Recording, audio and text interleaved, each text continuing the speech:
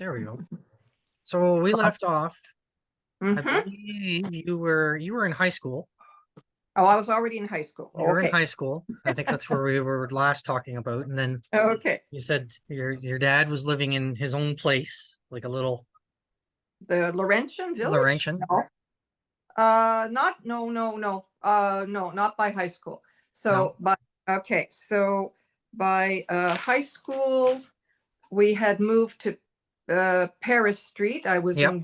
in whatever, grade six or I skipped grade seven. So I was in grade six, grade eight. Okay. And I forgot to mention, back on Elm Street, Yep. we had, did I write it down here? We had the visit. So I think I was about 7 or 8 years old. Yeah, in 1959, age 7, Yeah. Queen Elizabeth came to Sudbury.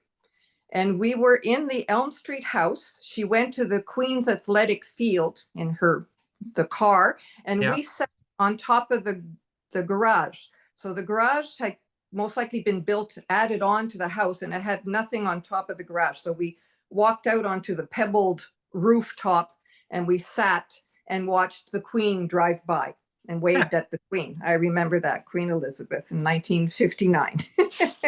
In the summertime, I guess it was. Yeah. Was that the visit? There was this thing going around. It was like a conspiracy theory about the Queen kidnapping children. Did you ever hear that one? No, not at all. No. Never heard that. No. People love to talk about conspiracy Oh theories. yeah. So there was this. Where did I Not hear it? true. Well, you know it wasn't true. No, no, but it No was way she would do that.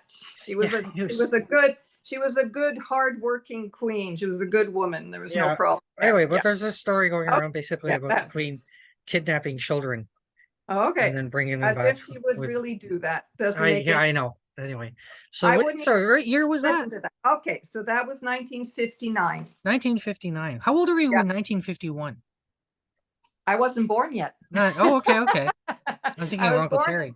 I was You're born born in in 52. 52. 50. I was Yeah, I just was. watching a trivia, not a little bit of trivia thing last night on YouTube, and the first rock and roll song that they can attribute to is a song called Rocket 88 by Ike Turner, Tina Oh, Turner's Turner. husband. Yeah, yeah. At that Yeah. time. So Yeah. they're just watching this really interesting documentary on that where they were saying that is actually the first rock and roll, bona fide rock and roll tune. 2 years later, Elvis Presley came out, Oh, yeah. basically hit the Okay. scene. Yeah, I But know he wasn't really the first rock and roll, but yeah, there's a lot of other yeah, but influences going there's on at the for same sure. time. Yeah, And if you yeah. listen to it, it's yeah, I mean, basically it nails it hits all the points for a Yeah. rock and roll So, song. It's actually pretty good, to be honest. yeah, you were Yeah. asking Sudbury. I'll tell you after we hang up. But Sudbury was a fairly big town back then. It Yeah. even had, I think it had 11 jewelry stores, which I had no idea it had that many. It had 10 or 11 jewelry stores in the 60s. Hmm. So it was big. You could do a lot of things. So what we did as kids, even young teenagers, you just hung around Yeah. with your friends. That's what you would do. You What go about bike riding when you were younger. And I don't know, you what talk about about music? kid stuff. We were listening to music. My Yeah. favorite was the Beatles. We Everybody saw loved the that Beatles.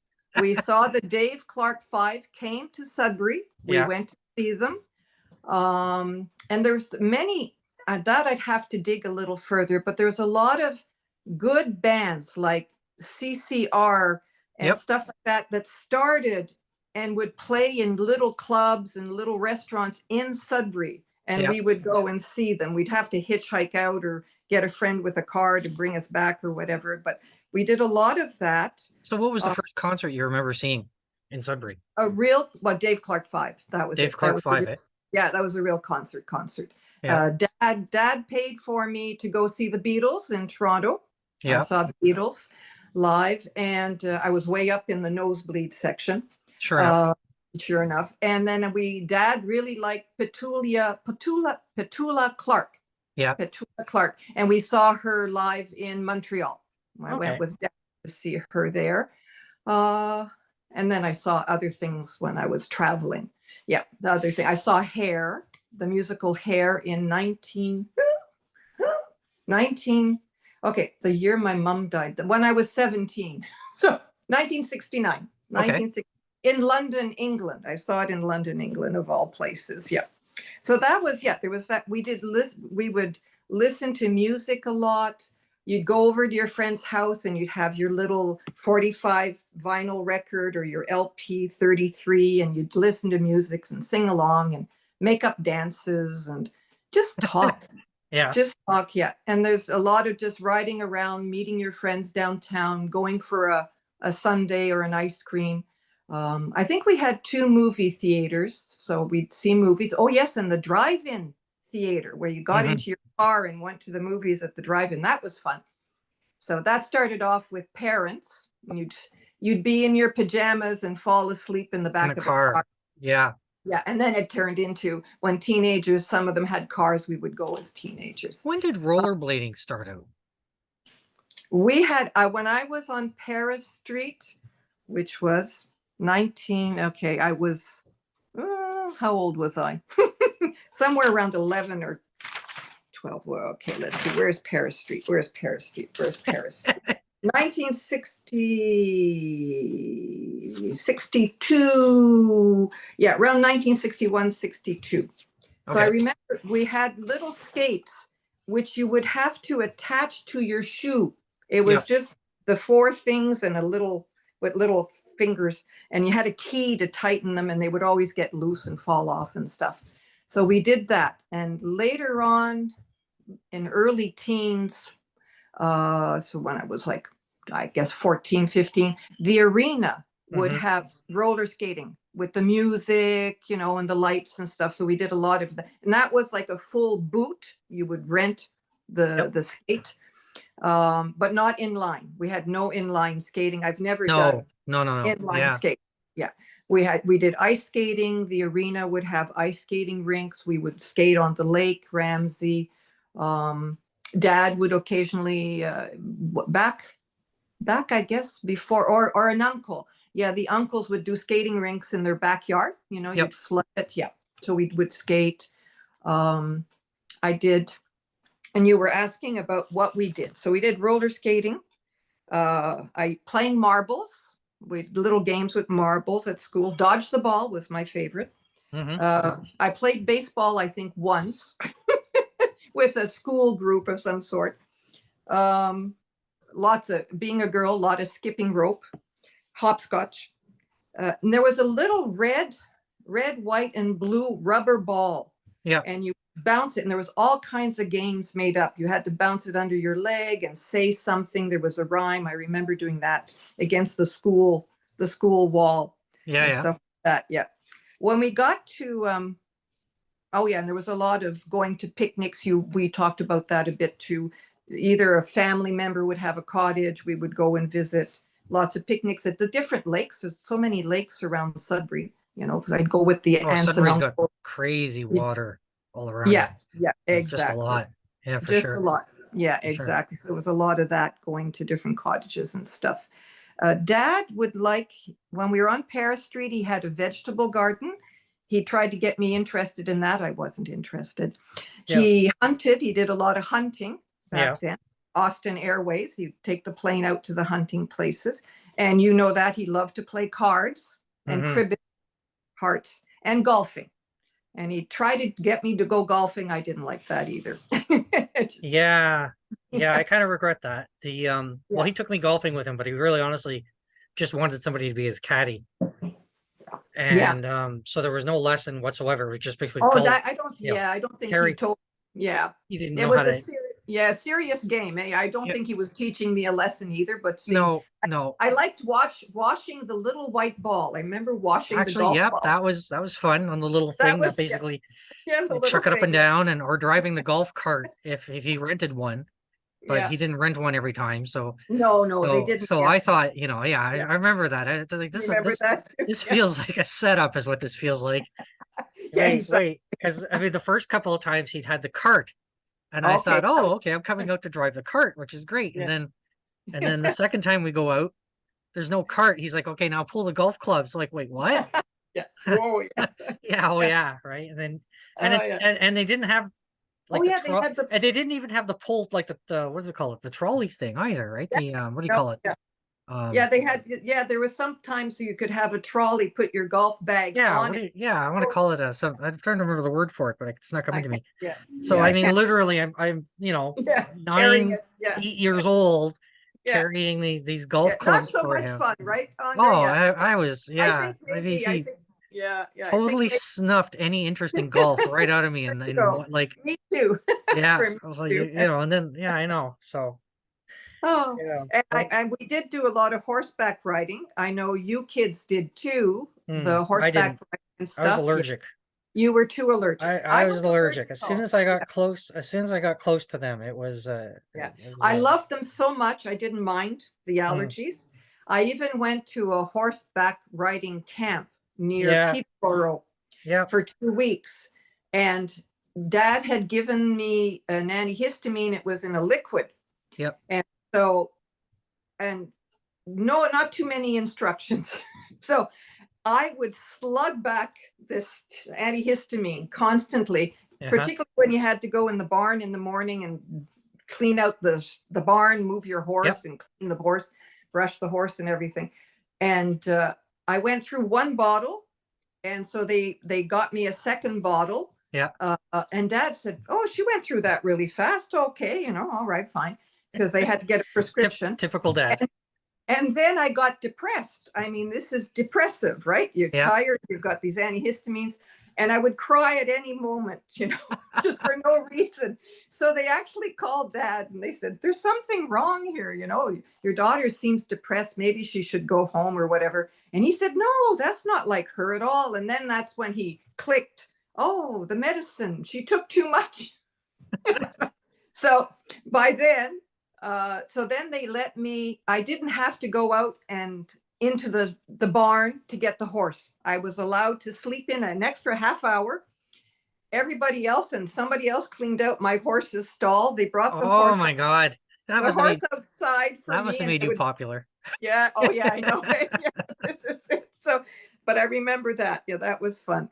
And I went there once for a winter camping as well. So that was just, it was 1 week or a few days and with the horses and the riding in the winter time. So that was okay. So we did that. I did sailing lessons once at the yacht club and stuff like that. And the other thing we used to do as teenagers was did anybody, I don't know if Uncle Terry mentioned that too, the sulfur dioxide coming off the Inco mining when they were smelting the ore and Right. everything. Well, We he talked have about it basically this having an impact. cloud Right. It would, that, yeah. Yeah. okay, I remember being downtown Sudbury, early teens, 11, 12, maybe 13. And the smell is horrible. It's rotten eggs, right? Yeah. And it was so thick. I extended my arm out and I could barely see my fingertips in front of my That's some eye. serious smog. That was serious smoke. That is what killed the vegetation That's in what he was Sudbury. talking about. Yeah, he did that too. Yeah, he Okay. mentioned that. Yeah. Yeah, as No, but well. that's good. That's your perspective of it. I Oh, mean, well, you know, his perspective of it basically was his dad was working, well, Grandpa yes, Heel was was working there. working in the mines basically. And I didn't know this, but what he said was, I don't know if you watched the video or not.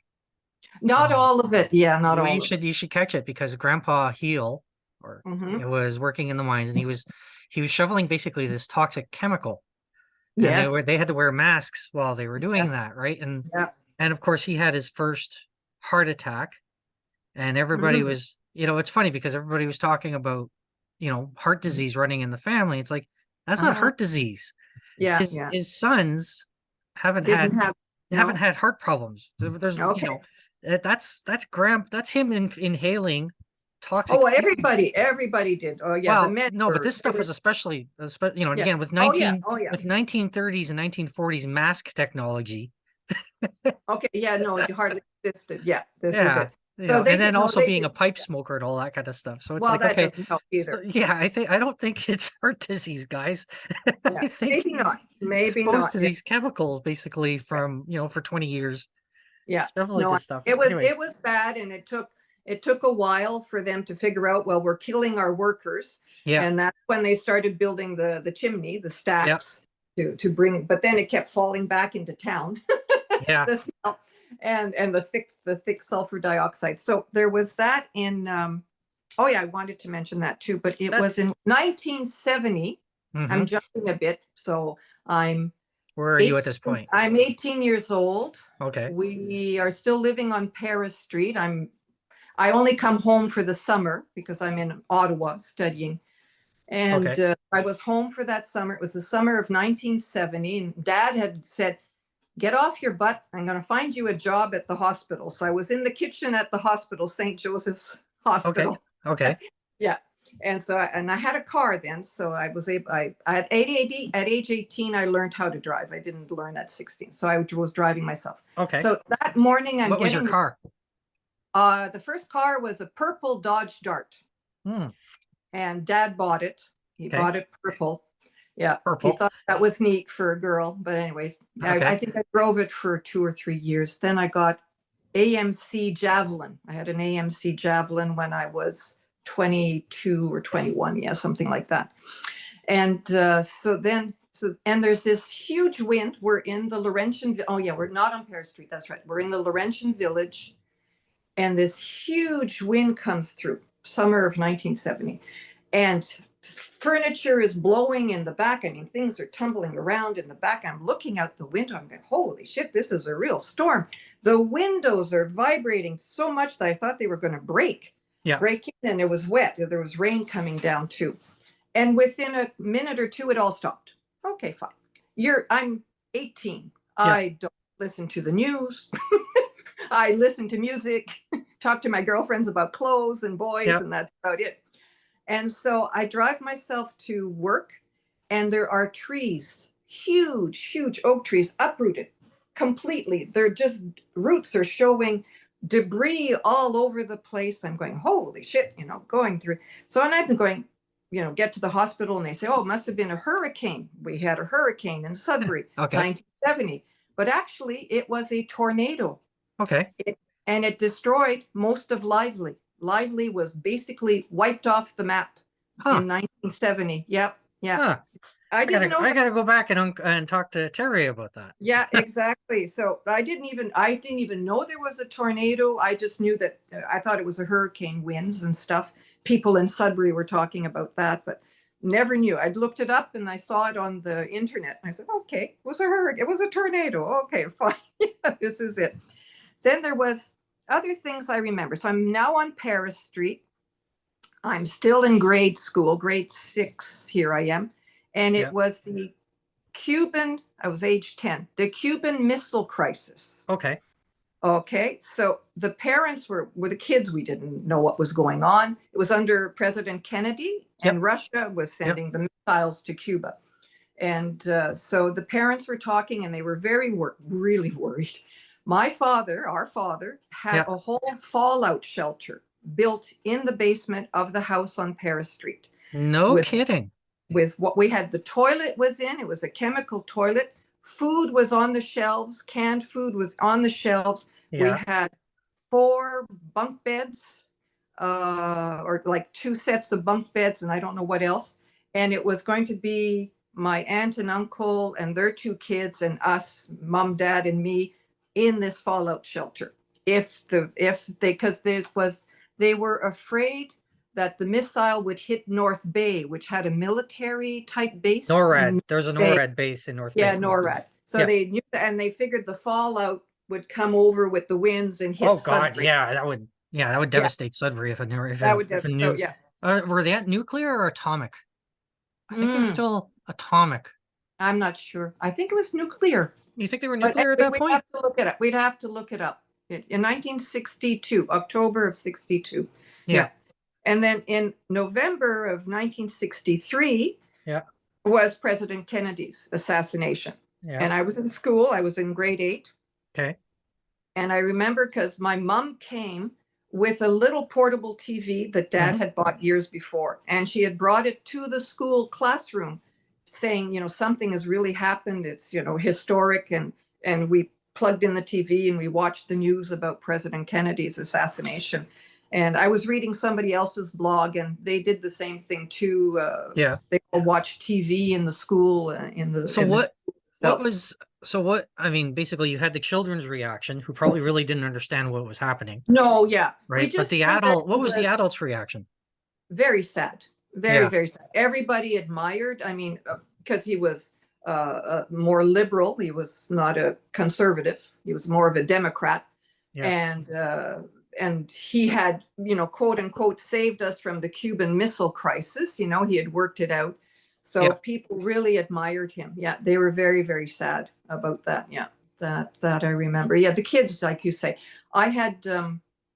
For another school year, maybe in high school, I had done a paper on the President Kennedy and his assassination. I remember I'd collected all a bunch of from the Time magazines, pictures and stuff. I had presented a paper at school for that, which I was very proud of. And then it was in a box in the basement at the Laurentian Village. I was away at school. There was a flood, and Dad threw everything out. Oh, The that happens. boxes the That boxes got happens. wet. And I said, didn't you look to see if there's anything you could save? No, just threw them out. Okay. Yeah, that would be dad. Yeah. That's that. That would be Exactly. dad. Yeah. That's that. There's a podcast. I'll send you a link later to a Mhm. podcast by a guy named Dan Carlin. The series is called Dan Carlin's Hardcore History.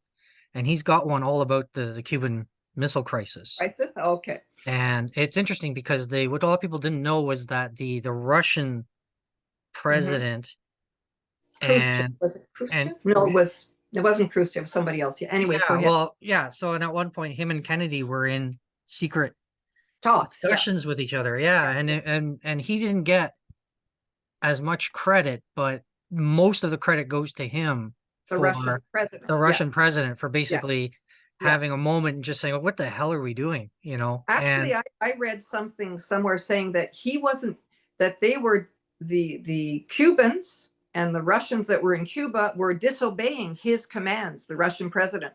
He didn't want them to go, and I they mean just kept Castro. doing. Yeah, Castro. Yeah, he Yeah. was doing his own thing, and Castro would do that often. Mm. He wasn't following directives from Russia at all. So the Russian president was really not for this. Oh no, like you say, he should get stars for he and Kennedy for stopping this, and they got rid of the missiles. But we had to, the US had to pull out its missile launch sites they had set up in Italy and in Turkey, I believe. Yep. They had to pull out all their people. That was one of the pact was, you take those out, we'll take our missiles out of Cuba, type of thing. Mm-hmm. Yeah, but no, it was something. And all we did as kids was, so 1962, I'm 10 years old. I mean, all we thought was, this is really neat. We're going to be living in this fallout shelter. Yeah. It's like a my, vacation at home. Well, yeah, no. it was like, oh wow, it's like camping in the house, Yeah, yeah. And I'll bring my dog Valerie, and Josette said, and we'll bring our cat Honey, and we'll have them. And the parents are going, no, in their heads, no animals. No animals, no. They're gonna die out there. Unless you plan on eating them. Yeah, yeah. They'll be delicious. Let's bring them. Yeah, yeah. God, We had the same. We had the same kind of scare in the 80s with Reagan at one point. Oh yes, okay. And Gorbachev and that sort of thing. And again, at one point the Cold War got pretty. Oh yeah, tense Cold War between the two of was them. tense. Yeah, yeah. That wasn't it fun wasn't either. Cuban Missile Crisis, but they said there was a point. There was again. They said there was 2 points in history where they had their fingers on the button. Yes. Yeah. And one was basically the Cuban Missile Crisis, which was again, and the other one was at a point basically during the Reagan era where they Cold War. Yeah. Basically, and I mean, they're like, there's a protocol, right? You have to go through this step, then this step, and this step, and apparently during the Reagan era, they got to a point where it was pretty close. They had guys basically just waiting to push the button, basically to launch the nukes on either side. And crazy! You got to give Reagan a lot of. It was interesting too, because I don't know if you remember in the 80s there was a. He was tough. He was tough, Reagan. He was good. We were all told to hate him growing up. Well, no, he did something completely illegal, and he got caught. That's well, sure. A lot of presidents did illegal things. A lot of presidents, even from the first president of the United States, Abraham Lincoln, did illegal. That would be the things. Iran Contra. No, was it the Iran Contra? No, it wasn't. Oh, no, I'm getting him mixed up. Yeah, Reagan was. But anyways, you No, were. Reagan was But Reagan was yeah. Reaganomics, right? So Yeah. people didn't like But he's his economic policies. he's not a Democrat. He's a conservative, and I can't remember what they're called in the United States. Republican. Thank you. He's a Republican. Yeah. Republicans are anti-spending. We Yep. don't hand out money to people for no reason. Yep. You people have to stand up on your own feet in the United States and make your own way and make your own money. Work for it. Which was not actually quite not which accurate is at all. okay, His actually okay. his government actually had really good Oh no, they subsidy did. programs, and he did a lot of stuff basically. Yeah, but You know, that's but again, that's their the thing. spin they put on him to Yeah. Well, no, he was to make him the bad guy. but It was it's interesting. like You know. Thatcher in Britain. Oh yeah, same thing. She wasn't liked at all, but she No. really did a lot of good things too, you know. No. Oh yeah. Yeah, this is it. So she really got things going and the economy started Yep. going. But because of that, people lost jobs and then Yep. they don't like her and Well, you know that kind of stuff. Yeah. You know, and again, to be fair, he was basically the only way you can deal with inflation is by pumping the brakes basically on your economy, on your spending. Yeah. On your spending. And Exactly, you literally force a recession. When you do that, and then when you come out of the other end of that recession, it's basically the best analogy I've ever seen was actually by Milton Friedman, an economist. And I've heard of yeah. So he was an economist during the 80s, well, actually 60s, 70s, and 80s for the most part. He taught Thomas Sowell, and his explanation of inflation is it's like alcoholism. Okay. When you get onto it, it's a lot of fun at first, but then there's a painful period that comes afterwards, right? Because what happens is money is flowing everywhere. Programs start up, everybody's got cash in their pockets, and then basically the price of everything starts to, it's not that the price of everything starts to go up, the value of your dollar starts to go down. Yeah. Right? Because it becomes saturated. There's so much of it going around that it loses its value, which basically makes everybody think that corporations are getting greedy and all that kind of stuff. That's not what's happening at all. Point. No, exactly. That's not the point at all. It's the value of the dollar going down. So then he says, okay, so then getting out of inflation is like basically getting out of alcoholism. It's painful, really painful at first, because you have to basically hit the brakes on everything. Yeah. Basically force a recession, which invariably happens. And then when you get out of that painful period, inflation goes down and everything turns around and you start basically prospering again. And as long as you stop printing money, that kind of thing. So for me too, like being born where I was born was the baby boom. So it was the 50s. Yeah. So people and economy was doing well. There was pretty much jobs for everybody. And I think that's why Sudbury was still a fairly well-stocked city with stores and everything too. It was very good, the 50s and the early 60s, and then it went like everything else. Yeah, it gets a little tough, but there was some good years there. There was some really good years. So then you had a tornado rip through Sudbury, and I Lively. Look that up. Which is interesting. Were there any trailer parks in Lively? I've got to ask that. It was houses. They showed, I think if there were trailer parks, but they showed pictures, and most of the houses were destroyed. Really? I don't think too many people got killed. I think it was a small number of deaths. Either people were at work, or it was morning. So it was somewhere around 8 o'clock in the morning, because I was getting myself to the hospital, or 7 in the morning, when it hit. So, but they say, and people have basements, so they would run, when they knew if the wind was too bad, they would run to the basement. Some people hid in the bathroom in Lively. I just had no idea what was happening. It was like, but I don't think anybody had an idea. But if you look it up, I didn't read all the details, but if you look it up, it's on the internet, because they had a 50th anniversary of the 1970 hurricane tornado. And there was people, I had a cousin who was working they were building the super stack in 1970 at the mines, the big tall stack. And I don't know if my cousin was actually one of the men on the top of the stack or not, but there was like 2 or 3 men on the top when the hurricane went by. The tornado, not a hurricane. The tornado hurricane, and they said, the stack just swayed. The men nobody died, but they hung on for dear life. Oh, I bet they did. I bet they Scary as did. Yeah. hell. Well, That's what, what they 10 years say. ago? Yeah, 10 years ago we had a big earthquake here in Ottawa. Okay. And I was working out in Tunney's. It's not Oh, comparable, yeah, but I mean geez, yeah, I've heard of it's the same sort of thing basically. We were in a big tower on the 13th Oh, floor. yeah, I okay. was down actually on the main floor, but my coworkers, I went down to get a coffee and everybody else was still working.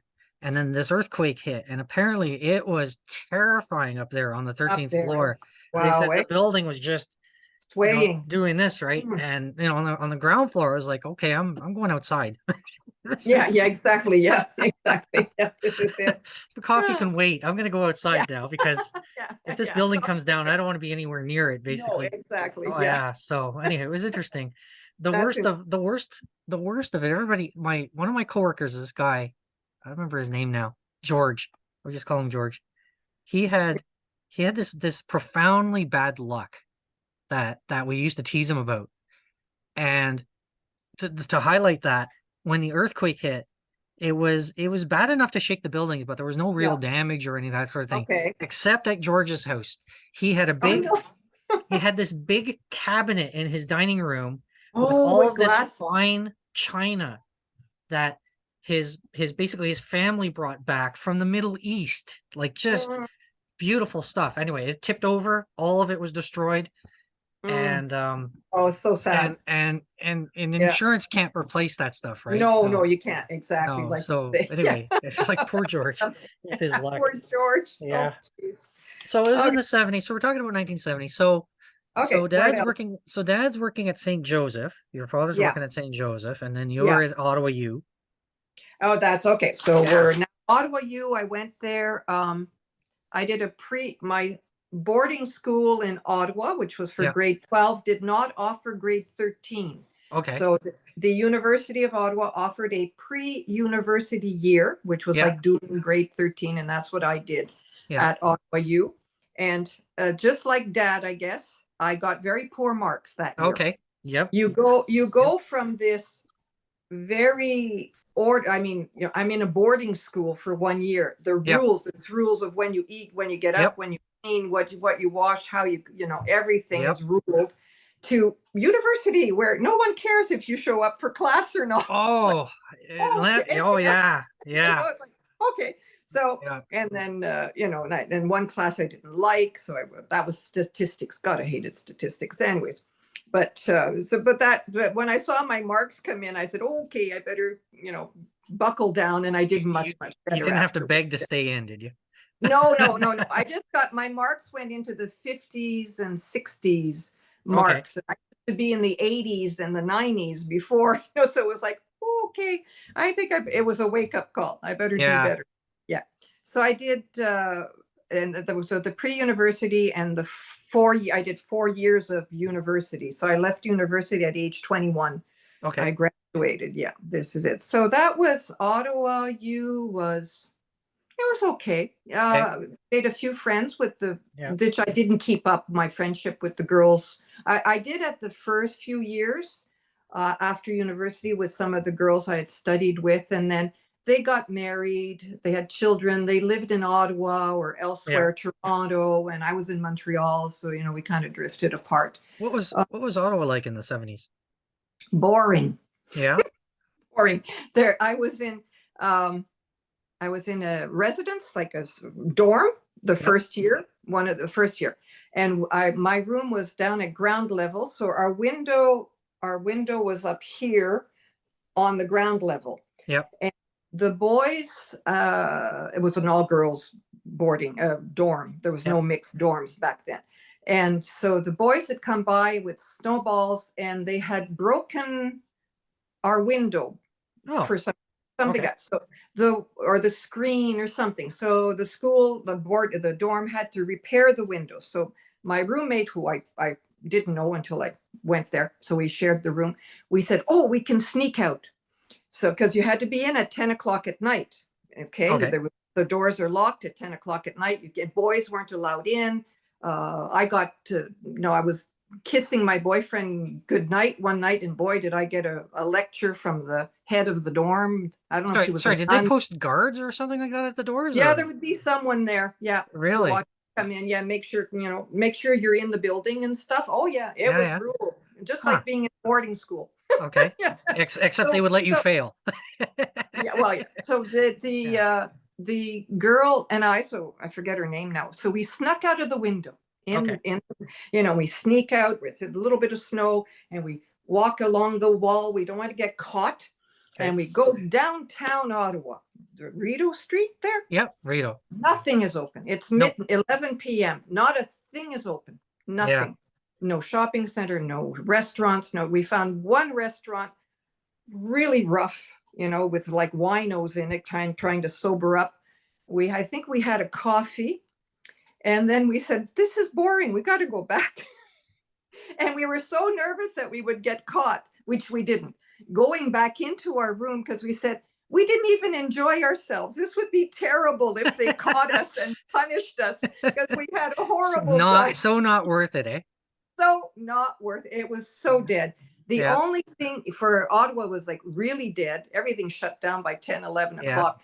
So kids would go over into Hull. I was about to ask about that. Okay. Yeah, that's where you would go for parties and nightclubs and stuff like that. So occasionally I would go, but not very often.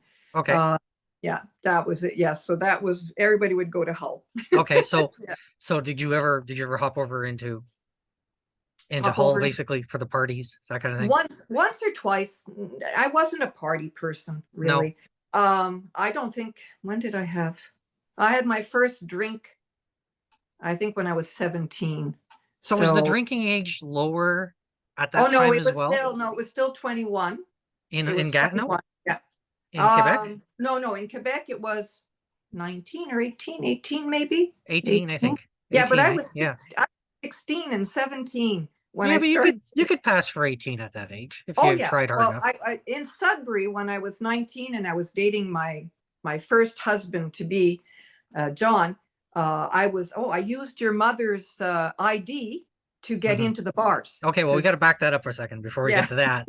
Yeah. Okay. And actually, my John and I double dated with your mother and my father. We went out to.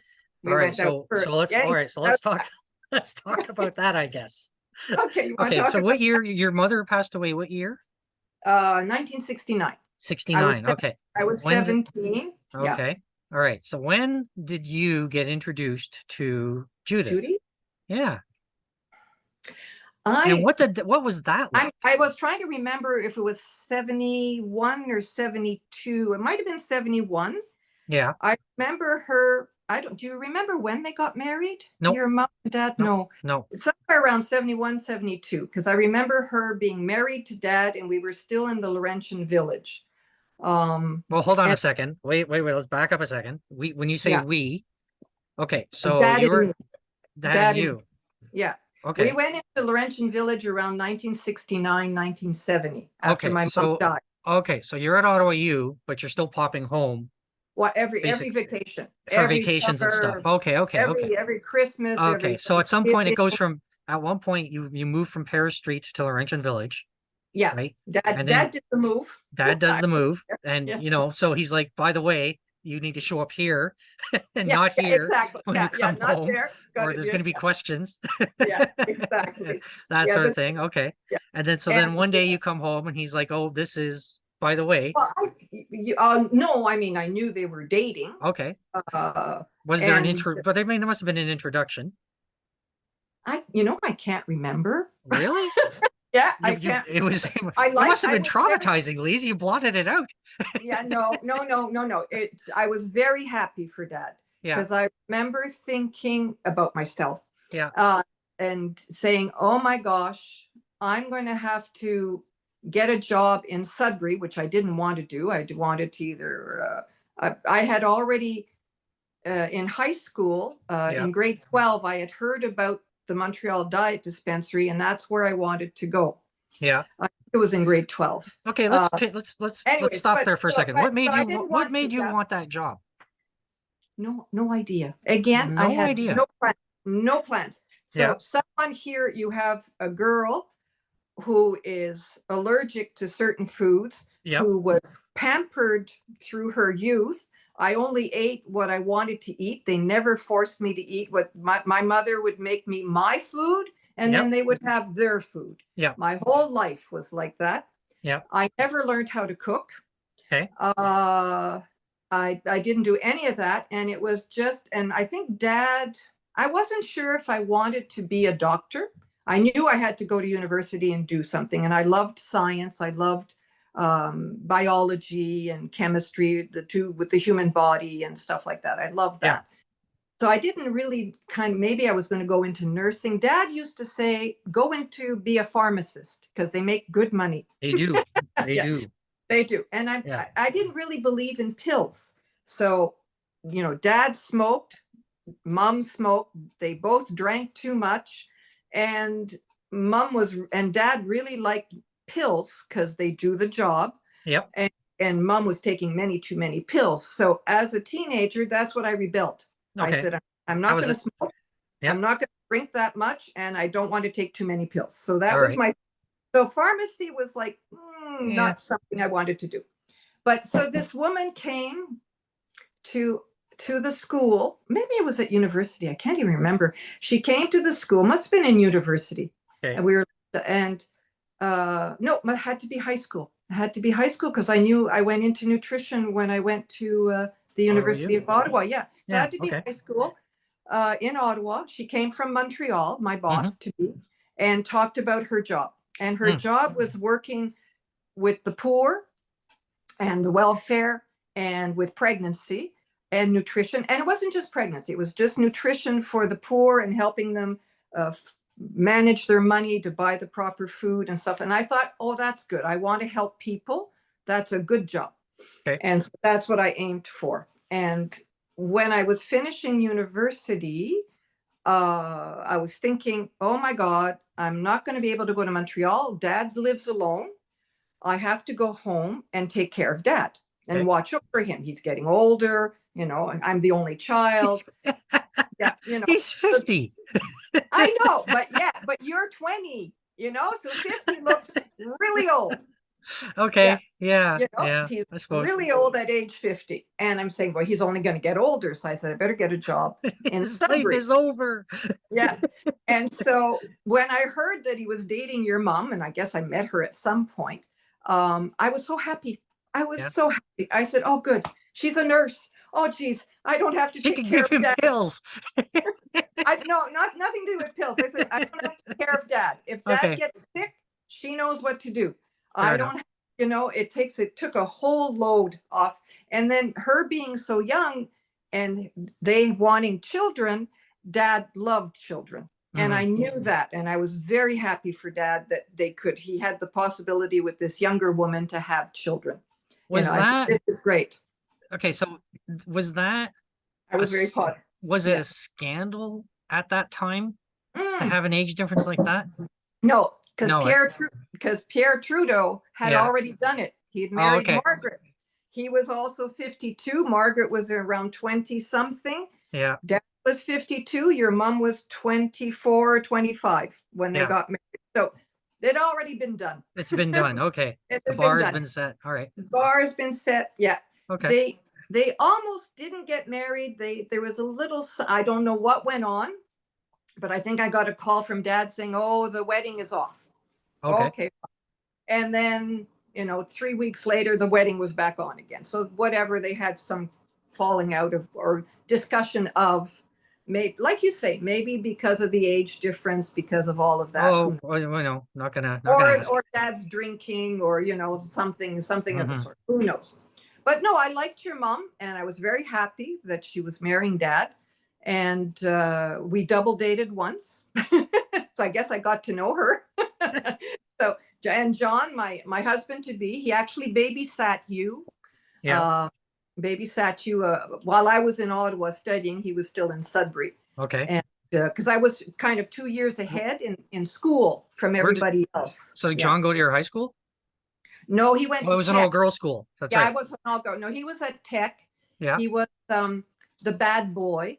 Yeah. Rough kind of, nice family, but a little on the rough side. 4 boys, and they would get into trouble. So I know that his when he went to Tech, one of the teachers said, I guess maybe the homeroom teacher said, "Oh, you're a gainer." A I gainer. had, yeah, his name was Gainer. Oh, a gainer. Okay, okay. I thought that was Yeah. like some Yeah. slang or Oh, yeah. something. No, no, no. His Okay. family name. He said, "You're a gainer." He says, "I've had your brothers, two brothers before you. They were horrible or something." He says, "Go sit at the back of the class." So my husband said, "Well," he said, "if that's how they were going to treat me," he says, "I was going to be the loser in the classroom." And oh, he would do things. I mean, and that was, to me, that was exciting. He didn't follow the rules. I followed all the rules. And he was very good looking to me. We met in group, like group Yeah. friends. He was a friend of a friend of a friend. Okay. And then we started dating. But again, I was in Ottawa, he was in Sudbury, so I would see him occasionally, holidays and Yeah. summertime and stuff. And then we double dated once with your mom and dad. And then we got married in 74. Mm-hmm. It was 2 weeks after Judy gave birth to Leah. So, Okay. yeah. And again, kudos to Judy for having us at the house. So it was me and my maid of honor, Josette, stayed at the house on Windsor Crescent and before the wedding and stuff. Yeah. So because God, after you've given birth, you're pretty tired. You're So, oh yeah. yeah, You're yeah, oh yeah. yeah, yeah. So anyway, so that was kudos for her. So we got married, and he got in. His marks were so bad at school. John had such bad marks at school that he got into Laurentian University on probation. Okay. So, you do one thing wrong, you're You're out. done. You're done. So, and he made it through that year. He did very well, and he got accepted at McGill Oh. in psychology. Huh. So for his second year university, so he moved to Montreal. We weren't married yet. Okay. We had two apartments, and he was there with another friend who was at McGill too, somebody else from Sudbury. Mm-hmm. And he studied, and that he found his life calling was psychology. He Yeah. did so well at that job, at that studying. And then you worked it was the Allen Memorial then, the psychology unit, and the boss of the Allen Memorial just took him under his wing and just loved him. Yeah. And he did really well. He was getting straight A marks. He was the top of his class. He was just amazing. And they even kept him, which he did his master's. And then to do his doctorate, he would have to go to another university. That was the rules back in those days, to get a different view. But his boss wanted to keep him. So he got an exception, and he got to stay at McGill to do his doctorate. Okay. But by then we were separated. He'd fallen in love with one of the other psychologists and left me for her. And so I was the one working. He was at school. Yeah. So I was paying everything. I was paying the rent and the whole bit. Yeah. But he got funding for his doctorate, and he finished his doctorate. He lives out in the. So what year did you move to Montreal from? So that would have been, okay, hang on. So 1973. Okay, I was okay, let's put it this way. I was 22, so 1974. So 1973, I did my internship in Montreal at the place where I was going to work, the Montreal Diet Dispensary.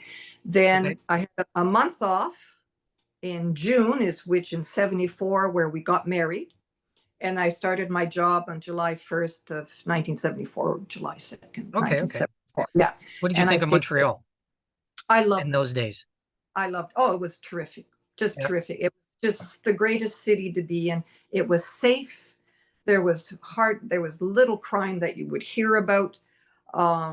It had a great bus system, great metro system. Housing was always reasonably priced. You could always find something. It was just the best. It had festivals. It was just the greatest city. I fell in love with Montreal. That's why I didn't want to leave and go to work in Sudbury as well. Yeah, this was it. Yeah, I loved Montreal. It was just fantastic in those years. The film festival started there. Now it's in Toronto mostly, but but the film festival started in Montreal. It was a big deal. I used to enjoy that, go to all these films and stuff. Yeah, there's always something to do. Was The did they yeah. have the jazz festival back in those days? Nope, no, not right away. I think the jazz festival was a bit later. I'm not that much into jazz, so Mm, that might have been more like the 90s, for the yeah. jazz fest. Yeah, and the 80s was the other, the other thing. When Oh I no, it was was a great city.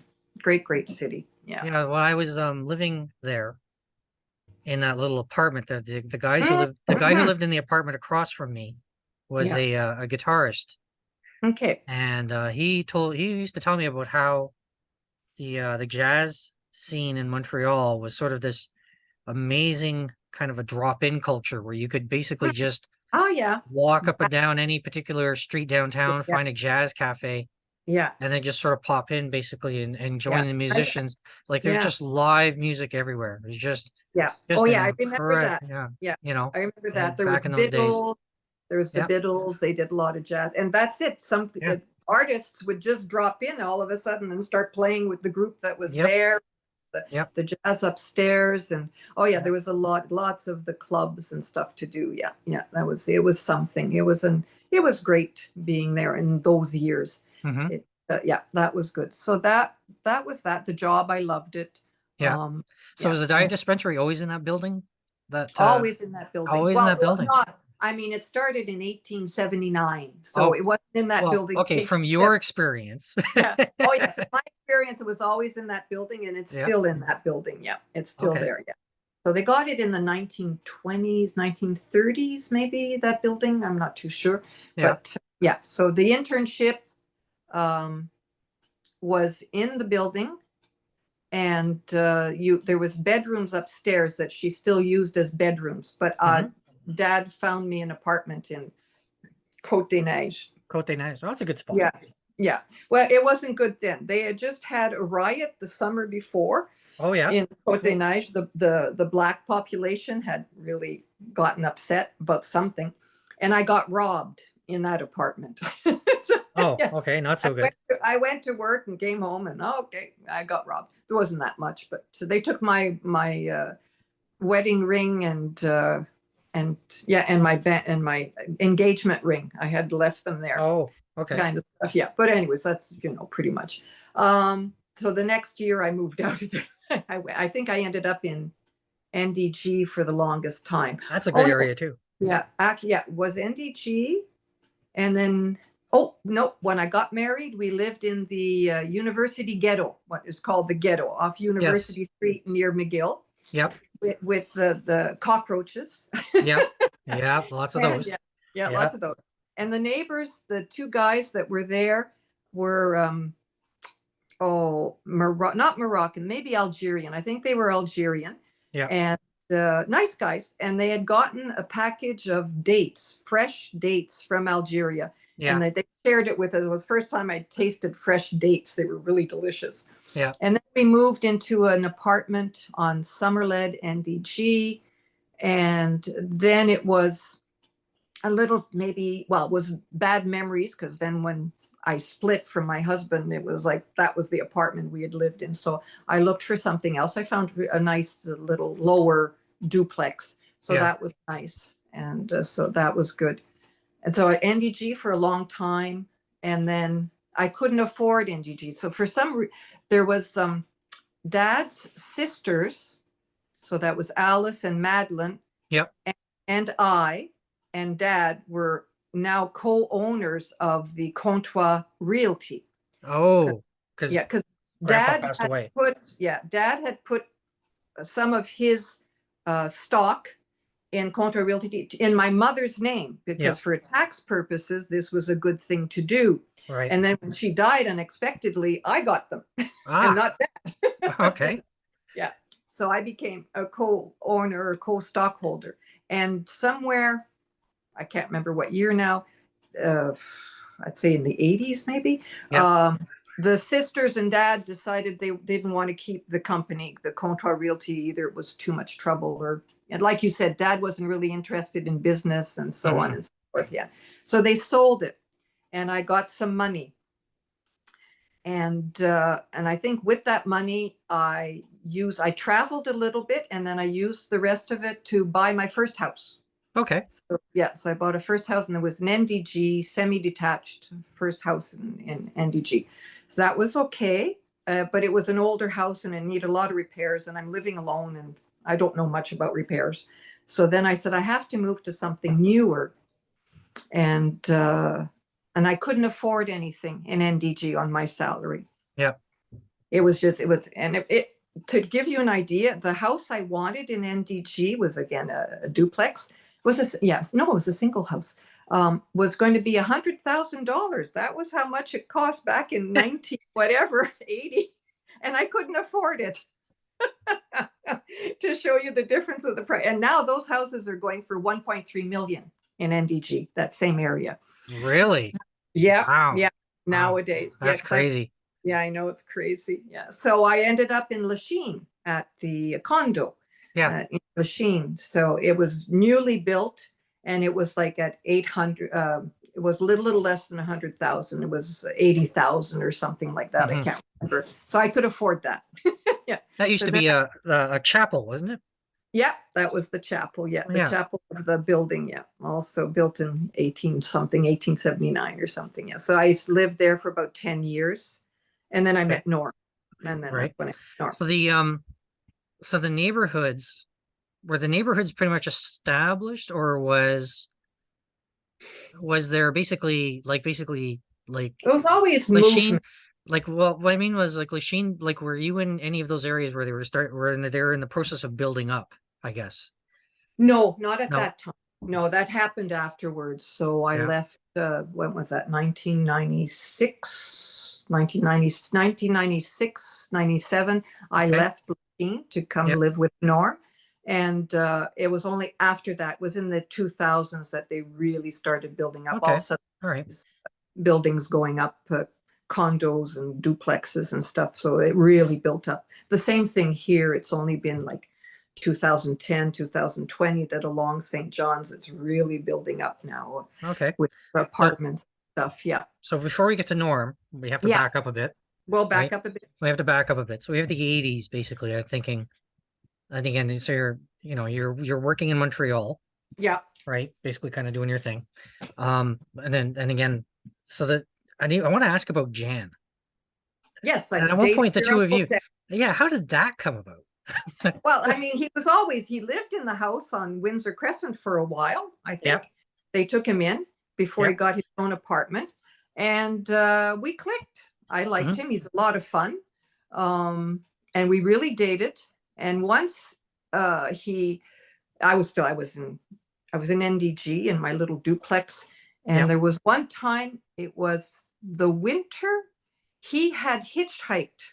He borrowed $20 from Dad. Without telling him why he wanted the $20. He hitchhiked from Sudbury to Montreal to come and visit me. He rang my doorbell, I think at 5 in the morning, 6 in the morning. I didn't even know he was coming. No kidding. Yeah.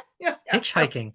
That is hitchhiked. I got to do this with Jan now. That's a story and a half. Jeez. Yeah, that was Jan. So it got really serious. He was renting a little condo type thing in downtown Toronto at that point. Yep. And I think I've been there. Yeah. Okay. And I would go and visit, when I could, weekends and stuff, or take a vacation and spend a week with him and whatever. And it got really serious. But I was at the point, I was at the point where I was ready to settle down. Yeah. If I was going to leave Montreal, which I loved, and leave my job, which I loved, to move to Toronto, I needed to make sure that I would be a priority to him, and I wanted to settle down, buy a house, and let's settle. And he wasn't into that. His head was still in the let's have fun, I guess. And also work. He's always been about work. And then that was it. So then when I mentioned the house, oh my God, that was impossible. What was I thinking? It was crazy. I was in tears. I came back home to Montreal in tears. And then that's when I started thinking, Andrea was saying the same thing too. I said, I'm not going to be a priority. His work first, and then maybe his friends, and then maybe me, So it was like, I said, no, I said, though I wanted to marry him, I said, nah, it's too much to give up. And, he's a type A personality, and it's work, work, work, work, work. Yeah.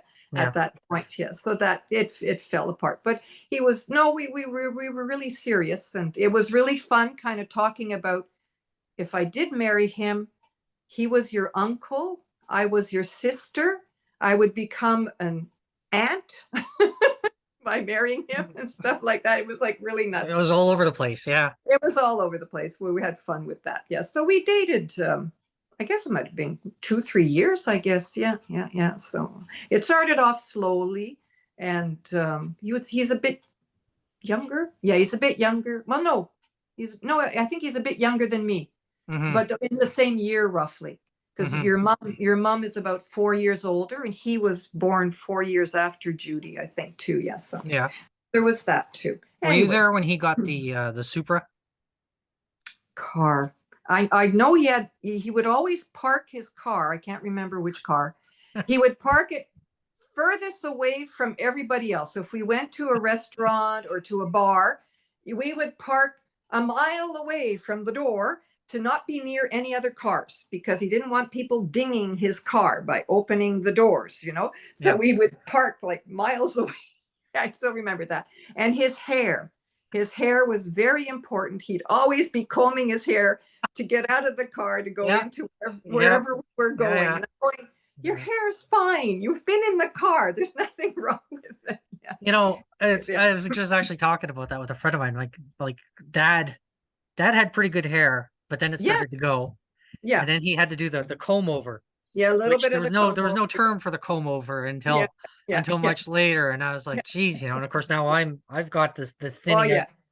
And I'm not doing the comb over. I'm no. Yeah. So I've just bought some clippers, and I've decided to just embrace. Yeah. Seeing my scalp on the top. Yeah. Just use the clippers. I can't do that. I could do that. And the reason why I bring that up, I remember. I don't know if you remember it at 73 Windsor Crescent, when they had that love seat in the kitchen, right? And Dad used to sit there, and on one side he had basically his ashtray, his pack of cigarettes, and his lighter, and on the other side, where Mom typically would sit, there was basically something else, right? But then Jan, when he came to visit, the two of them would be sitting there with a pack, smoking, sharing a cigarette, and then at one point, like clockwork, I don't remember what happened, but at one point, like clockwork, Dad starts combing his hair, and right next to him, Jan is combing his hair. And that was cute. And the two of them are, and I realized the two of them are obsessed with their hair, right? Oh God, that's funny. And I just remember, because I remember sitting there just observing the two of them quietly, and I'm like, what the hell am I watching, as a kid? And I was like, oh my God, that is so funny. Funny, I know. And you think of them as being really old too, as you're looking at them. Yeah, right. But, do you remember the story? The Dad came home with Jan, or Jan came home to Windsor Crescent, and Dad didn't have his keys, and they were locked. The Black Forest cake. The Black Forest cake story. Yeah, I remember that story. So. Oh, Dad had a sweet tooth. Oh, geez, every year on my birthday, I get Black Forest cake now. There you go. It's turned into a thing. And Dan was in there eating it. Yeah. Well, it's horrible. It's not as great as you'd think, right? But Marie doesn't like Black Forest cake that much. Oh yeah. And because it's very sweet, right? So So invariably, I end up with a Black Forest cake that I have to finish on my own. And oh God, that's too much. I got to give Dad credit. I do have to give him credit, basically, for his job had him on his feet so much. Yes. That he could eat literally whatever he wanted to. Oh, I know. Didn't he keep thin? And burn it off, basically, and burn it off. I thought it was good genes. It's not good genes. No. He walked probably a couple of miles every day. Yeah. And basically every time, that sort of thing, right? I mean, he never stopped. I remember visiting him at the hospital one time. Okay. And I don't remember why, but it was just basically I was visiting him at the hospital, and we were hanging out in the doctor's lounge. And then at one point, he asked me to follow him around, and I was exhausted by the end of it. End of it, I couldn't. I mean, the only thing he didn't do was take the stairs. Oh, okay. But Yeah. otherwise, he was just tearing around. And I mean, he could walk at a good pace too, right? So, Okay, good, you know, good. but yeah, I mean, he, you know, right up until the very end, man, he was always walking, you Yeah. know, Oh, good. Yeah. No, which that's again true. is kind of surprising too, because apparently he had a bad heel. He had like a shin splint, Oh, shin splint. Oh, that's bad. Yeah, that right? happened. Yeah. Yeah. Yeah. So that actually, well, there's a story there. He had that shin splint for most of his life, apparently. At one Oh, point, he was in the military yes, he was. Yeah. and he told me he got basically examined by the doctor. And of course, because of the shin splint, the doctor said he was unfit basically for doing parade, which is the walking up and down Oh, and yeah. marching Yeah. and all of that stuff. So while everybody else, and again, this is, you know, like you and the horses, right? While everybody else is out doing parade, he Dad. he he went over to the ladies officers mess and Oh, really? hung out with the With the female ladies. officers, and he was playing billiards with them Oh, yeah. while Good the for other him. guys are all marching up and down the parade and that kind of stuff. So he got really good at playing With billiards billiards. from his Yeah. time in the Okay. military, right? Very. And of course, he couldn't basically do any combat service either because of the No, shin no. splint Yeah. and all that And kind of he stuff. was, So yeah, he was a bit too young to, I mean, the war no, basically well, finished. I have a picture, or there was a yeah, picture of him in the tent, yeah, in his like a war outfit, not a yeah, parade outfit, but just sitting at the tent. And maybe they were going to keep him as a medic for the war, but not like a soldier for the war. But he yeah. was still training It wasn't for. it wasn't it wasn't his youth. I mean, once you're in for combat. It was basically the Yeah, shin splint that basically yeah, got him yeah. out of that. I didn't know about the shin splint, but I Yeah, knew it was there. And someone said to me, okay, by the time he would have been ready to be shipped off, the war was ending or yeah. waning or something, and they didn't need him, whatever. So he never actually went overseas or anything. Well, One of my uncles did see the war. He fought yeah, through Italy, through everything. Uncle Dewey, yeah, yeah. really something, yeah. So Huh. but he's a bit old. Well, what's about this? No, maybe a bit older. Yeah, Bit older, just eh? Well, yeah. He was. it turns out Grandpa Charlie was in World War One, went over Wow, wow, that's a bad. and I'm thinking it's World War One. Anyway, and he didn't see any Yeah. combat either. So it's Oh, interesting okay. that the heels and the Contois have Yeah, people who basically were in the almost. They almost military, there. but Yeah, dodged the bullet there, literally and dodge the bullet. figuratively, Yeah. Oh so God, to World speak. War One. If you could dodge that one, from what I've read, that was one of. I mean, any war is horrible, but Yeah. World War One was terrible, Oh, terrible. World War One was not fun. So okay, so we've done Jan. So basically, so the Jan. So um, what came after that? I mean, so after that, basically, you're muttering around in the '80s, basically in Montreal, Yeah. living in that little, So living I in the did have the chapel. little place in. Yeah, Well, yeah, in that was NDG. late. Yeah, yeah. I can't remember. I'd have to look that one up again. I didn't look up my years for where I was living. So let's No. see. Okay, hang on. I could get you. So 97 Mm-hmm. left Lachine. I was there for 10 years. So 77. No, 80. No, No, 87. 87. 87. So around 1987, 86, I moved into Lachine, Okay. still working at the diet dispensary. And I would have been about 10 years in NDG. So from Yeah. 77 to 87, I was in different places in NDG, renting. And Yeah. then I bought the house and I only stayed there about 2 years. The Do you have first. any? So do you have any experience with the Montreal Expo? No, I'm No not way. a sports person. No, No. I went to see one hockey game. Yeah. My cousin, the Possons, they were Boston fans, and they were Yeah. playing. Boston was playing Montreal, so they came into Montreal to see the game. So I went with them. That was fun. I watched one baseball game. Yes, the Expos. One Yeah. baseball game with my first husband, with John, at Jari Park Okay. outside. We watched the baseball game, and I found it very boring. Okay. It's slow, What about you know. the La Ronde? Were you We went to La Ronde a little bit. okay? Were you Yeah. cognizant of there was a lot of politics around that being built, right? Oh no, I don't remember that. If Yeah, I remember right, like Montreal the city amassed a massive debt building that oh, center. well, you had to know our And mayor. No, yeah, what I remember, I mean, I don't remember La Ronde. I think that was before my time. I was there in 67 for Expo 67, where I was yep, still living in Ontario. But I was there for the Olympics in what would that have been? 76, 1976 were the Olympics in Montreal in the summer. And that one, did we go broke on that one? Oh, God, that was horrible. So the stadium, they hired a man from France. The architect was from France, not Canadian. No, no, no, no, no. And he had this big stadium, the Big O, designed with a retractable roof and so on and so forth. And the building was too heavy for the soil. He hadn't bothered to double check the weight of the building and the soil. Here comes my husband. He's going to go do his laundry. Hi. God, you know me too well. Yes. So the soil, so the thing was sinking. So then they had to spend extra money to bring in more soil to hold up the building. The retractable roof was so useless, it never got put on at all. They had to put in a solid roof. But they still paid for it. Oh, God, yes. Expo, no, the Olympics. Oh, man. And there it kept ripping. But it kept ripping. It was Kevlar. It was Kevlar, he says. Anyways, there was that. They wiped out like a whole section of the town of housing where my clients lived because they were low income clients. And so they booted them out of there. They had to go find new places to live because they just ripped out the houses to build the apartment building to house the athletes and this. So I remember leaving Montreal in protest. I said, I'm not going to anything at the Olympics. I am so upset with this and the cost of it and everything. I went home to Sudbury with my husband, with John. Yeah, that was it. Oh, I was just so upset about it. And he spent money. This is the man. Who was the mayor, Norm? Oh, Drapeau. Drapeau. Okay, the mayor was Drapeau.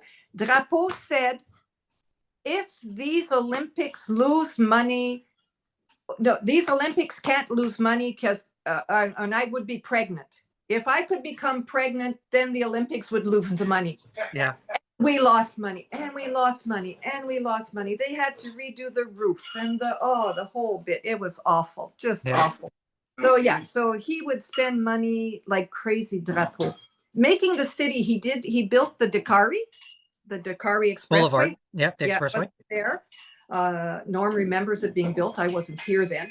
But he built that for 67 for the Expo, right? The Dakari. Built the subway. And the subways, I mean, he did good things and it made the city a proper big city along the lines of, Paris and New York. And Toronto. It really made us stick out on the map. He did that, but it did cost a whole bunch. Our taxes went up. The Olympics will not be able to make a deficit any more than a man can have a baby. That's it. A man can have a baby. Then all the cartoonists showed him pregnant. Yeah, there's all these cartoons with him pregnant, Drapeau pregnant, because boy, did we lose money. Oh, yeah. So he did that. So that was that. Yeah. The Quebec government had to take over the construction. Yeah, Quebec government had to take over construction of the Olympic site because it was just so poorly. People were going there and claiming all kinds of stuff for work that was never done. Oh, good Lord. Oh, well, there's that in any construction site too. Was really bad. Yeah, they were stealing. Well, they were saying, we worked, you have to pay us. And they had for all kinds of stuff. And Bourassa was in charge of the government then. He was the premier. And they finally put a stop to a lot of that. Oh, okay, good. They did proper bidding, they had proper inspectors, they had that. So, but by then it was late. It was late. Yeah. You should get him to talk to you. Well, that'll probably become next at some point, right? Okay, so that was the about money and Montreal and all that. But were you cognizant of that when you were oh God, the Olympic stuff and I knew. Well, obviously the Olympic stuff, right? Yeah, but cognizant of what else? Well, I guess there'd be some level of corruption that probably what was the news like? Was the news talking about? Was the news corruption? Yeah, there's always correct. So you had the news, and in those days you read the news. You didn't or watched it on TV. We didn't have the internet. I didn't touch a computer until I started my job in 1974, 75. I never had a calculator at all. We didn't have photocopying machines when I started work. We had mimeograph machines, so it was like the news would come in and people would talk. It And you felt like living in NDG was like a little village. You would Yep. know your neighbors and the little local stores and stuff Yep. like that. You know NDG. And it's a great place. Yeah, it was a great place. It still is a great place. And so, people would talk. So yes, I was cognizant, but I mean, I'm not in business. I'm in a nonprofit charitable organization, helping the poor to eat well, so I knew that was going on, but as long as it didn't touch me, directly, I kind of just let it go. When they made the law, when we became a separatist government, when they voted in René Lévesque. Yes, I was about to ask about that, actually. Yeah. Yeah. What year was that? Around 76, if I'm not wrong. Yeah. Was that a shock? I was very upset. So was most of my friends. We were very upset, but it was, I mean, with the polls, in advance, he's winning in the polls, in the polls, might come, type of thing. So he came in, and I remember saying to myself, okay, fine. As long as he governs, I said to myself, as long as he governs the money situation, he keeps the town, Montreal and Quebec, well controlled and gets rid of corruption and stuff. I don't mind this idea of the separatism. Well, okay. I was saying to myself. So, and he did good. He governed well. I heard, well. And I was too young to follow this, but I heard later that they had a pretty good fiscal policy. Yes, very good. Yeah. Very good. Like basically, he really ran it. I was very happy with him. He was running it really well. And then they'd had the separation referendum. So then the referendum started. Okay. We're putting out a vote, a referendum. Okay. Do you want to separate from Canada? What year was this?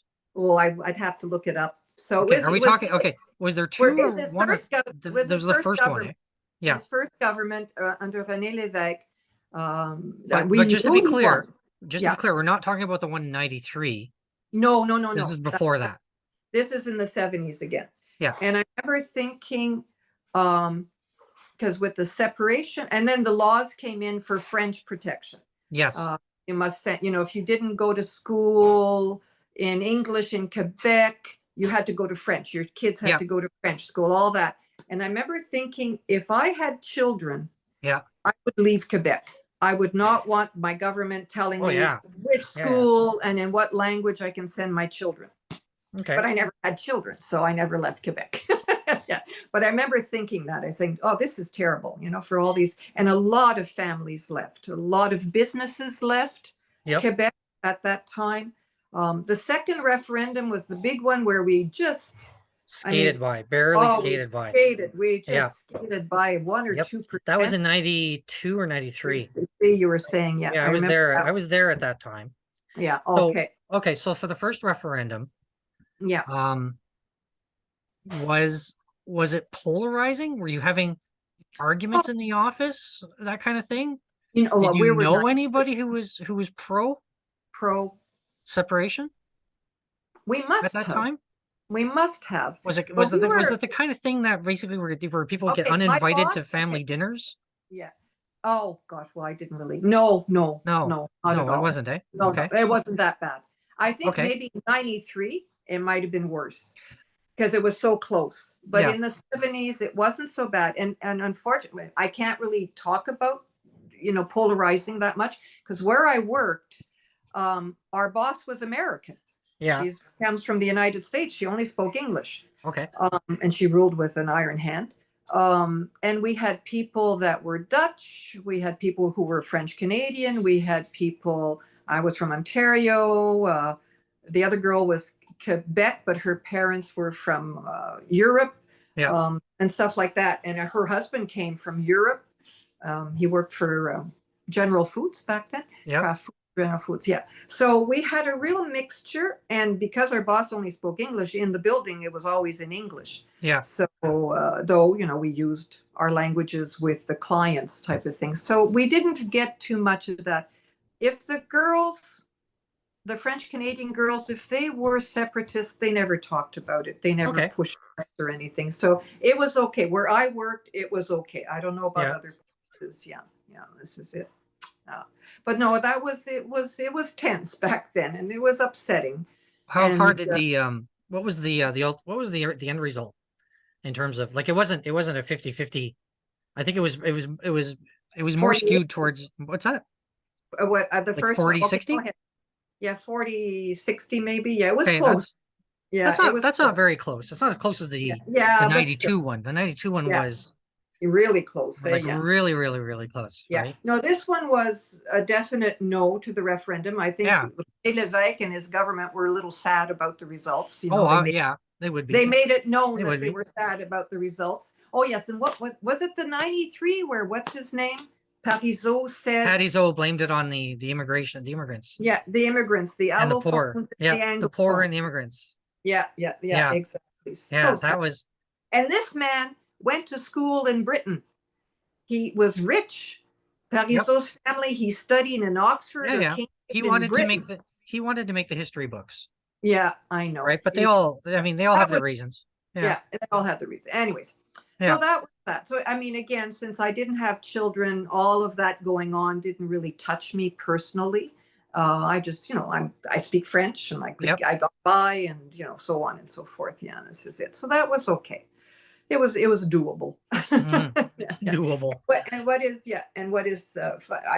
So I went to French schools. I'm Franco-Ontarian French schools in Ontario. Actually, I started university in French. My first 2 years at Ottawa U were completely in French. Okay. And then I was doing chemistry and biochemistry, and all the textbooks were English from the States. So I'm going, oh, my last 2 years, I said, why am I doing this? I said, yeah. He's teaching in French. I'm reading in English. I'm going to go English. I finished in English at the university. And then when I met Norm, his family only spoke French, very little education. His dad had like grade 3. His mom, I had a grade 8. His mom had already died. I never met her. And Tante Berthe, his stepmom was, I can't remember. She didn't have much education either, I guess. So he only spoke French at home, Normand. Okay. But the best schools in their area where he grew up were English. So he went to school in English with the Jesuit priests and, in high school. And he went to Concordia before it was Concordia for his years of university. So, and then I was French. So we ended up speaking English to each other, even though when we're with his family would have to be in French. They didn't understand much English, but and it was funny. It was just strange. So he speaks a very slangy French.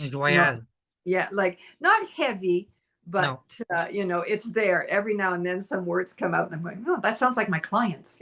My welfare. Yeah. So that was interesting too. So yeah. Did you ever get do you ever get anybody commenting on your French accent from Northern Ontario? Yes, definitely. And now, unfortunately, after how long have I been with him? 25 years. After 25 years of just basically speaking English at home, I now have a fairly heavy English accent in my French, unfortunately. Join the club, Lise. Join the club. Yeah. They pick it up in stores and things, and it's embarrassing. And like in the government, I can understand it perfectly. If someone's talking to me in French, I can understand exactly. Yeah. Oh, sure. Perfectly, not a problem. But then when I go to express myself, within 5 minutes of that, I'll get interrupted. Do you want to speak English? Yeah, I know exactly. I get it too. I get it. Yeah. Oh yeah.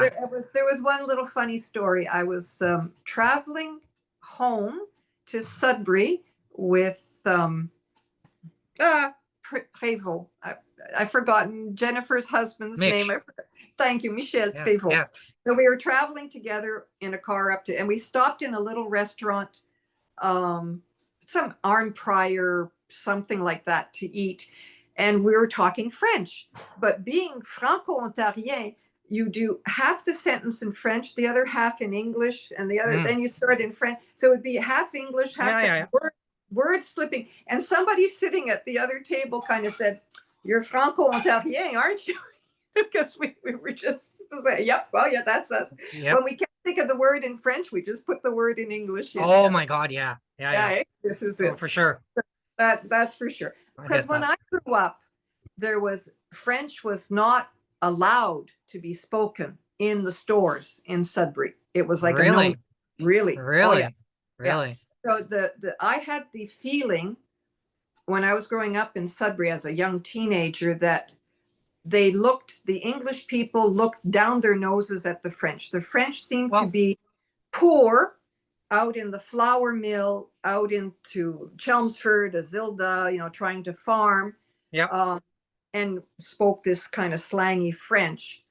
And then there was the rich dad, Yep. and his doctor friends who were very well off and spoke a beautiful French. So there was no middle class. When I have this impression, when I was growing up, there was no middle class French. Mhm. So it was the two extremes. And so the English people kind of said, the French, they're poor.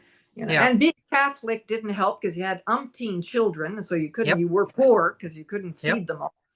So that didn't help either. But so I remember that. So then the schools were very strict, which I don't know if you did French in your primary school. I did French. I did French in primary, and then I went to an English high school. Yeah, you went to the English high school. Yeah, and Yeah. so the schools would be very strict that they didn't want you to hear you speaking English in the schoolyard or at recess. Oh, well, yeah, we got away with that. Yeah, we got away with that. I mean, you look around, or you'd be having a conversation with your buddy, and then you'd hear a teacher basically reprimand you from somewhere, switch to French until she's out of earshot, and then, exactly. and then go back to speaking English and that kind of thing. So but it's weird though, because when you talk about the French not being allowed, it's interesting because if you circle back to the separatist movement, there was a politician, I don't remember who it was, but there was a politician in Parliament who said it would be a cold day in hell before he ever let a Frenchman work for him in the government. Oh yeah, and that's possible, yeah. And then and so it's interesting basically because when you talk about the separatists and the axe that they have to grind, on one hand you could think that they're being silly, but on the other hand, no, they weren't being, no. But it was interesting because it was strictly an Ontario problem. Okay. Right. So on one hand, I could actually say, well, you guys are being a little silly by saying that you should separate, because it's a problem you can easily manage within Quebec and still remain in Canada type idea. And you know what I mean? But again, Quebec suffered. The French here in Quebec were poor. Oh yeah. All the businesses, all the schools were English. But that's a provincial. I mean, you can only levy so much of the blame on the federal government for that.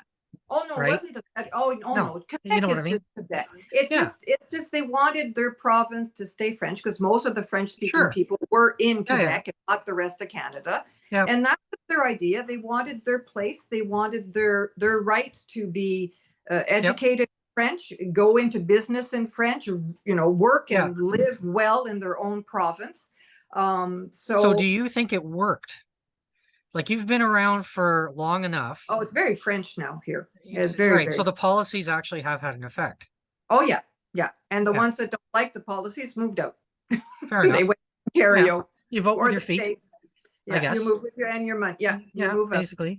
This is it. So so that is, so the businesses suffered, the commerce suffered a lot. Every time there'd be a referendum, people would be leaving. Yeah. And then some companies won't even deal with Quebec because the labels have to be the this and that. If you think about the added cost. Yeah, exactly. It's just, the added cost. It's crazy. It's a lot of added cost, right? It's a lot of added cost. Yeah. Oh yeah. So Quebec is a little bit more strict, and you have to have both labels. And there was this stupid law where the French had to be larger in print than the English. Yep. Yeah, it's still that law, but not to. It's still around. Yeah, it's still around. Yeah, it's still around. Yeah. So it's still happening. It's weird. Let's say it's weird. It's basically over here in Ottawa because we're next to Gatineau. Oh yes, right. You have that. Gatineau feels like, when I first got here, Gatineau felt like it was an extension of Ottawa. Okay, but you couldn't turn red on a the red light. Yeah, the signs basically had these laws that they had to follow, and you had the whole different police. It was interesting. Yeah. And back in that day, but now it's more. Gatineau is Gatineau. It's blended in. It's much more. I would say segregated, I guess, in that sense. Oh, okay. Oh yeah, really separate. Oh yeah, for sure. So I mean, Oh no, You know, we're separate. We're separate over here. Yeah, I know it. You know. This is Quebec. well, Montreal has the same kind of feel. Like you have Quebec and then you have Montreal. It's very Like different. there Yeah. is a very much a sense of as soon as you cross over the bridge onto the island, you're It's different. entering. I mean, geez, there was at one point, I remember when the separatist discussions in 92, someone actually talked about Montreal separating from Yeah, Quebec that's right. That's if true. Quebec Yeah. separates from Canada, Yeah, right? yeah, that's Montreal true. would become an island state somehow. There you go. That would have been It's neat. That would have been nice. well, Yeah. that would have been disastrous. I mean, Yeah. really But disastrous. I mean, we are the only, basically the business center Yeah. of Quebec. So, you know, the businesses keep saying things like, we need English. If we're going to deal with the rest of the world in commerce, we need English. We're right next door to the United States. You know, we need English. And Quebec politicians are saying, oh, but there's too much English. So anyways, in for Montreal. But it's, but it was funny too. We had just a month ago, we went to Quebec City, which is very friendly. And we went to an SAQ to buy some port wine. And we did it all in French. We're in Quebec City, so we're doing it all in French, blah, blah, blah. We get to the cash and little story, you know, we made up a story saying, oh my God, we came all the way from Montreal to Quebec City to buy this port because we couldn't find it in Montreal, which was true. We couldn't find it. And the guy goes, oh, really? And he heard our English accents, right, in our French. So he started speaking to us in English. And we say, non, c'est correct, on parle français. And he says, no, the cashier goes, no. He says, I need to practice my English. He says, I don't get to talk it enough.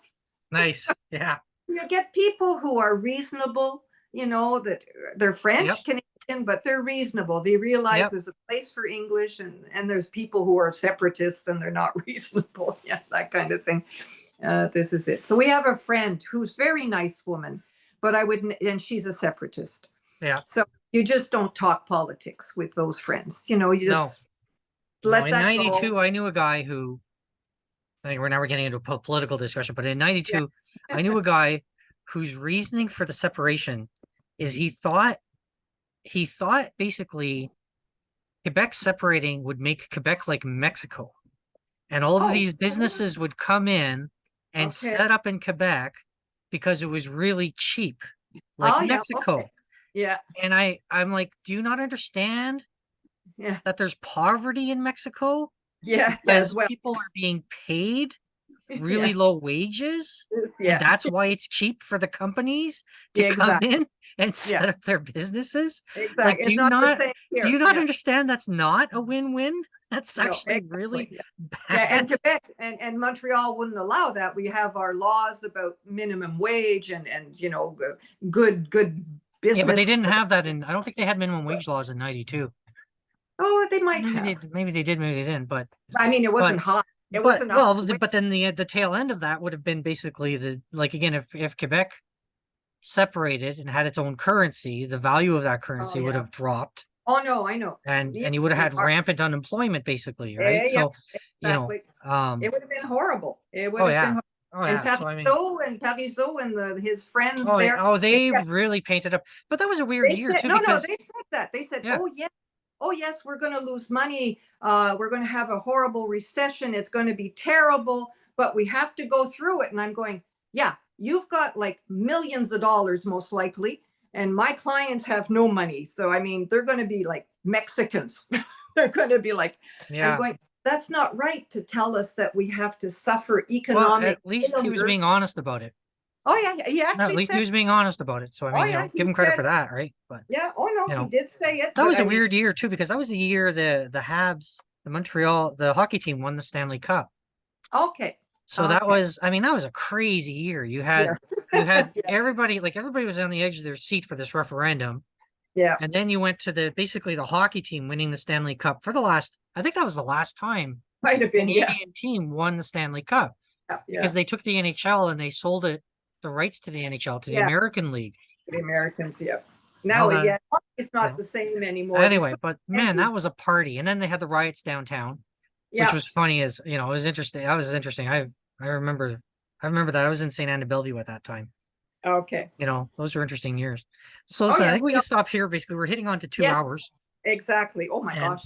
Yeah, I know, right? So We can do this again because there's probably still some more to go through, that sort of thing. Yeah, go through, try to, you let me know what years you're kind of looking at and we'll see. Well, we're still hovering around the 80s, 90s. So those are good years. I still have to meet Norman, and so we'll we'll get there. Yeah, for sure. All right, Andre. Okay. Hold on, let me stop this. Where's the record? Yep.